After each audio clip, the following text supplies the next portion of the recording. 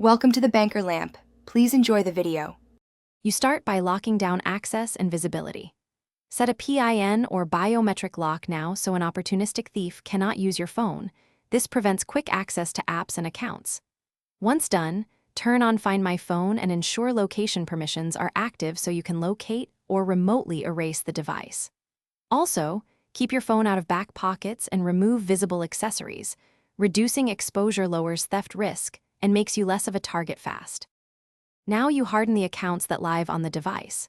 You should enable two-factor authentication on email, banking, and social apps so a stolen phone alone won't grant access.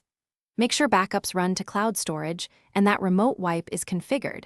If recovery becomes necessary, you can erase data instantly. Also, use unique strong passwords stored in a password manager. This reduces the chance that a thief can pivot from your phone to other services once they have it. Finish by changing how you handle your device daily. You must stay alert in crowded places, use anti-theft cases, or tether the phone when seated, and keep it in front pockets or inside zipped bags to prevent grabs.